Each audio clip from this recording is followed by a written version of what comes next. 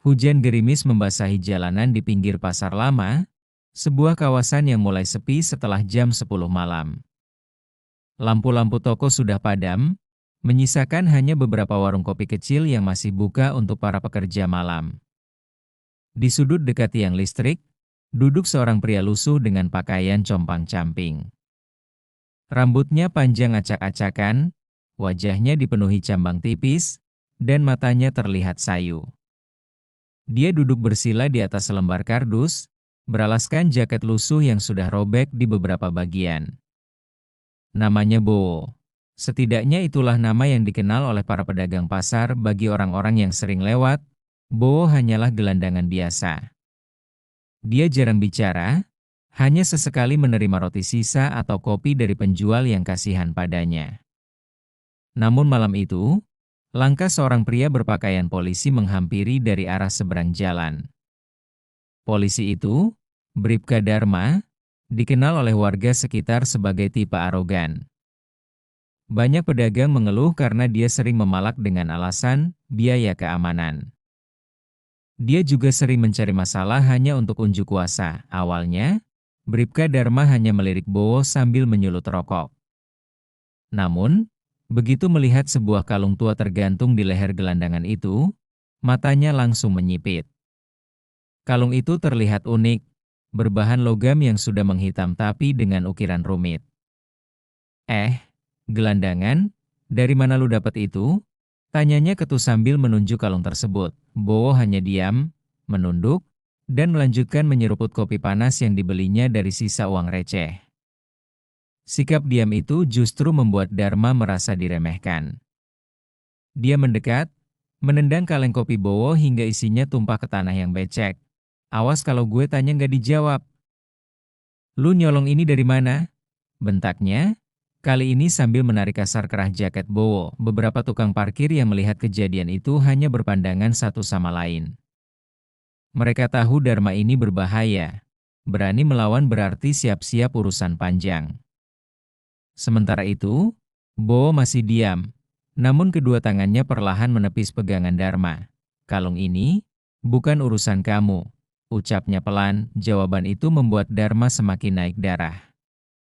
Dia mendorong Bowo hingga punggungnya membentur tiang listrik. Why?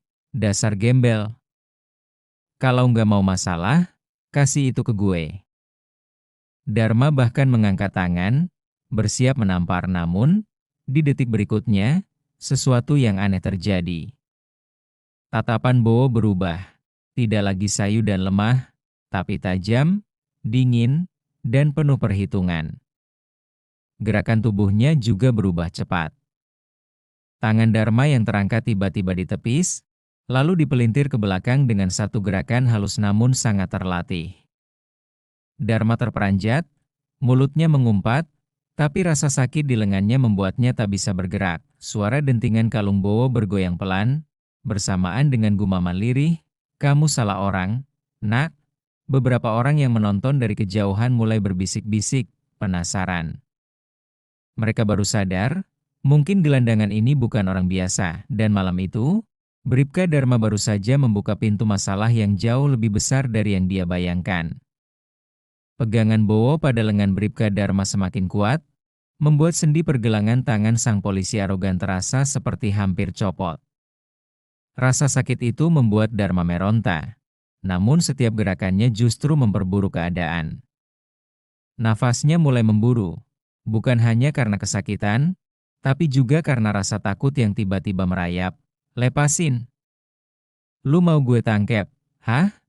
teriak Dharma dengan nada setengah memohon, setengah mengancam, namun Bowo tidak langsung melepaskan. Ia hanya menatap Dharma dengan mata yang menusuk, seolah menembus lapisan ego dan kesombongan yang selama ini membungkus sang polisi.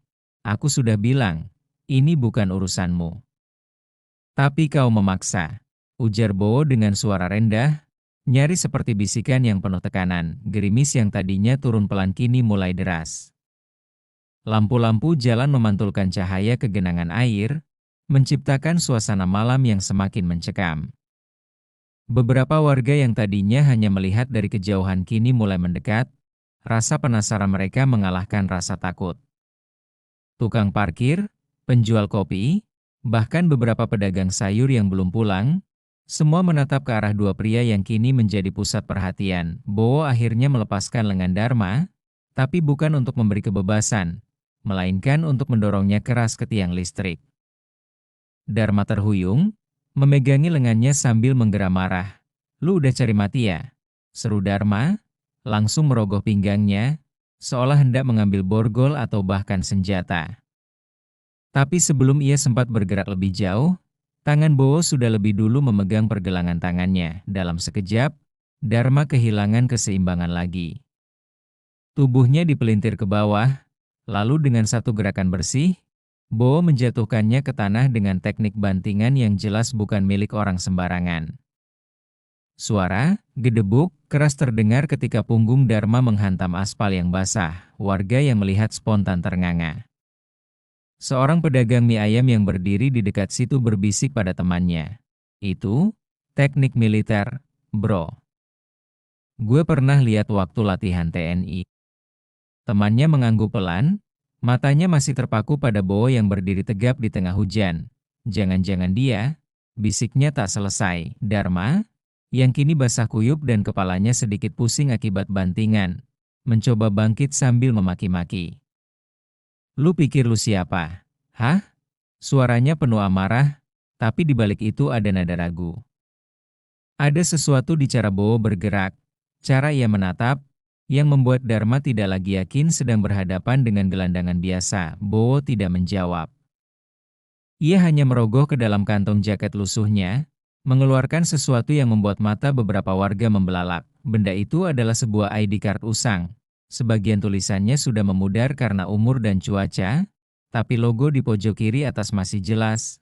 Kopassus, Tentara Nasional Indonesia. Seseorang di kerumunan langsung berbisik, "Gila, dia mantan pasukan khusus." Bisikan itu menyebar cepat, dan dalam hitungan detik semua orang di situ tahu. Gelandangan yang selama ini mereka kira orang tak berguna ternyata adalah mantan prajurit elit. Bowo menatap ID card itu sebentar, lalu kembali memasukkannya ke saku. "Aku sudah berhenti, sudah lama. Tapi kalau kau pikir bisa menginjak-injak orang seenaknya, kau salah besar," ucapnya pelan namun tegas. Dharma terdiam beberapa detik. Dalam pikirannya, rasa malu, marah, dan gengsi bercampur jadi satu. Ia tahu bahwa orang seperti Bowo adalah tipe yang tidak akan tunduk pada ancaman biasa. Tapi egonya sebagai polisi arogan membuatnya tidak mau kalah. Ia mengeluarkan HT dari pinggangnya, memanggil dua rekannya yang sedang patroli di sekitar. "Cepat ke sini. Ada gelandangan kurang ajar mau gue amankan." Suaranya keras, sengaja untuk menunjukkan dominasi. Bowo hanya menghela nafas, menatap hujan yang semakin lebat. "Kalau mereka datang, kau yang akan malu, Dharma," katanya, kali ini memanggil nama si polisi secara langsung. Hal itu membuat Dharma semakin tersentak. Bagaimana mungkin gelandangan ini tahu namanya? Warga sekitar mulai gelisah. Beberapa ingin menenangkan, tapi sebagian lainnya penasaran ingin melihat apa yang akan terjadi. Lampu-lampu motor polisi yang mendekat mulai terlihat dari kejauhan, berkedip merah biru di tengah hujan. Suara sirene sayup-sayup terdengar, membuat udara malam semakin tegang. Bowo memejamkan mata sejenak, seolah bersiap.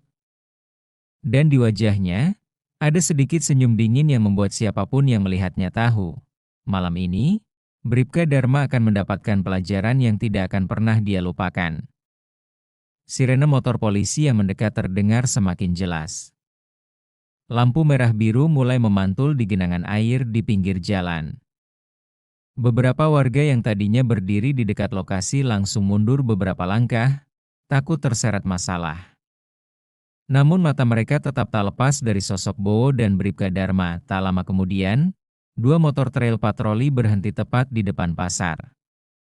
Dua polisi turun, masing-masing mengenakan jas hujan tipis dan helm hitam. Wajah mereka tegas, namun tatapan matanya menunjukkan sedikit kebingungan saat melihat situasi. Seorang pria lusuh berdiri tegap di tengah hujan, sementara rekan mereka, Bribka Dharma, basah kuyup dan jelas sedang dalam posisi kalah. Dharma, apa ini? Tanya salah satu polisi. Berpangkat Aibtu, suaranya meninggi. Orang ini melawan saat gue periksa. Bawa aja ke kantor. Jawab Dharma cepat. Suaranya berusaha keras terdengar meyakinkan meski tubuhnya masih nyeri akibat bantingan sebelumnya. Kedua polisi itu langsung berjalan mendekat ke arah Bowo. Salah satunya mengeluarkan borgol, bersiap untuk memborgol tanpa banyak tanya. Pak, ikut ke kantor dulu. Jangan bikin masalah tambah besar, ucap polisi itu. Bowo tidak bergerak, tapi tatapannya berubah tajam. Masalah besar? Kalian yang mencarinya? Jawabnya pelan. Nada suaranya datar, tapi mengandung tekanan yang membuat kedua polisi itu refleks berhenti satu langkah di depan. Woi, borgol aja. Dia cuma gelandangan. Bentak Dharma dari belakang, jelas ingin memulihkan harga dirinya di depan rekan-rekannya. Namun, tepat ketika salah satu polisi itu mengayunkan tangannya untuk meraih pergelangan Bowo, tubuh gelandangan itu bergerak. Cepat. Terlalu cepat untuk ukuran pria berpakaian lusuh. Tangan polisi yang hendak memborgol langsung ditepis ke samping, diikuti gerakan sapuan kaki yang membuatnya kehilangan keseimbangan. Dalam sepersekian detik, tubuh polisi itu sudah terdorong ke tanah, punggungnya menghantam aspal yang basah. Air muncrat, bercampur cipratan lumpur. Polisi kedua yang melihatnya sontak maju, mencoba mengunci Bowo dari belakang. Tapi Bowo seperti sudah mengantisipasi. Ia memiringkan tubuh, menunduk, lalu mengait kaki polisi itu dengan gerakan memotong yang membuat lawannya ikut jatuh ke lutut. Dengan satu hentakan tangan di pundak, polisi itu pun terdorong jatuh tersungkur ke genangan air. Warga yang menonton menahan napas. Beberapa sampai bersuara lirih, edan, gerakannya kayak tentara beneran. Dia bukan tentara biasa. Gue yakin itu bekas Kopassus. Bowo berdiri lagi, basah kuyup, napasnya tetap tenang. Tidak ada tanda dia kelelahan, bahkan matanya tampak semakin fokus. Kalian semua, mundur saja. Aku tidak ingin ada yang terluka lebih parah, katanya. Matanya menatap ke arah ketiga polisi itu, namun ego Bribka Dharma sudah terbakar habis. Dia mencabut tongkat besi teleskop dari pinggangnya dan mengayunkannya ke arah kepala Bowo. Serangan itu cepat, tapi Bowo mengangkat tangannya, menahan tongkat itu di udara.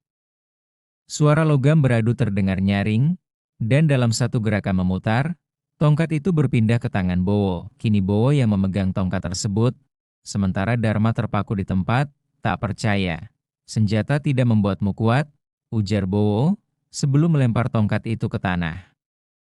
Yang membuatmu kuat adalah disiplin, kesabaran, dan tahu kapan harus berhenti. Dharma memerah, bukan karena hujan, tapi karena malu di depan rekan dan warga sekitar. Lu pikir lu siapa? Hah? Teriaknya, suaranya hampir pecah. Bowo menatapnya lama. Kemudian, dengan gerakan tenang, ia merogoh kembali ke saku jaket lusuhnya dan mengeluarkan sesuatu. Kali ini bukan ID card, melainkan sebuah pin kecil berbentuk trisula bersayap, terbuat dari logam tua. Pin itu khas, simbol kehormatan anggota Kopassus yang pernah bertugas di satuan anti-teror, salah satu warga yang cukup tua, yang ternyata pernah jadi sopir truk militer di masa mudanya, langsung ternganga. Astaga, itu lambang SAT-81 Gultor, gumamnya. Mata kedua polisi bawahan Dharma langsung berubah. Mereka jelas mengenali simbol itu. Dan seketika, aura mereka yang tadinya agresif langsung mereda. Salah satu dari mereka bahkan menundukkan kepala sedikit, sebuah isyarat hormat yang tak terucap. Dharma masih mencoba menahan gengsi. Gue nggak peduli lu siapa. Di sini gue yang berkuasa, katanya, berusaha menguasai situasi. Tapi sebelum dia bisa melanjutkan, Bowo mendekat, langkahnya mantap di tengah hujan. Jarak mereka kini hanya 1 meter. Kekuasaan tanpa kehormatan, itu cuma kesombongan kosong, ucap Bowo. Lalu, tanpa peringatan, Ia menggerakkan tangannya, bukan untuk memukul, tapi untuk menepuk pundak Dharma dengan keras. Bagi orang biasa, itu mungkin terlihat seperti sentuhan. Tapi bagi Dharma, tenaga di balik tepukan itu membuat lututnya goyah dan tubuhnya mundur setengah langkah. Suasana hening beberapa detik. Yang terdengar hanyalah suara hujan deras dan napas berat Dharma. Kedua polisi yang datang tadi kini berdiri bimbang, jelas tak berani lagi maju. Warga mulai berbisik, sebagian mengangkat ponsel untuk merekam. Bowo memutar badannya, berjalan perlahan meninggalkan kerumunan. Kalau mau tahu siapa aku sebenarnya, tanya atasanmu, katanya tanpa menoleh. Dan sampaikan, aku tidak akan tinggal diam kalau melihat orang tak berdaya diperlakukan seperti sampah. Langkahnya mantap menyusuri jalan basah, meninggalkan Dharma yang masih terdiam, wajahnya merah campur pucat. Malam itu, ego polisi arogan itu tidak hanya runtuh, tapi juga tercabik oleh kenyataan bahwa ia telah mempermalukan dirinya sendiri di depan semua orang. Namun kisah ini belum selesai. Karena beberapa jam kemudian, sesuatu yang jauh lebih besar akan menimpa Dharma. Sesuatu yang akan membuatnya benar-benar mengerti arti dari kalimat Bowo tadi. Malam itu berakhir dengan Bribka Dharma berdiri terpaku di bawah hujan.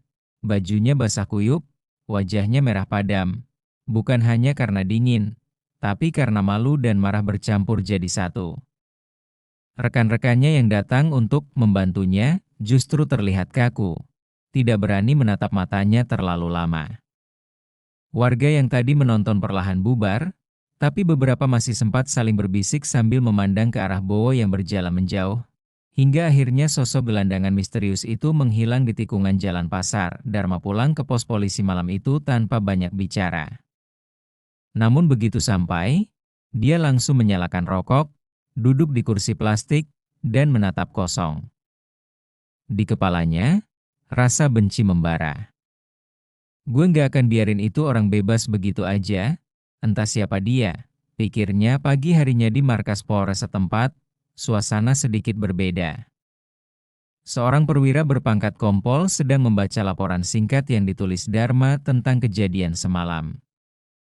Namun, di laporan itu, Dharma jelas menutupi fakta.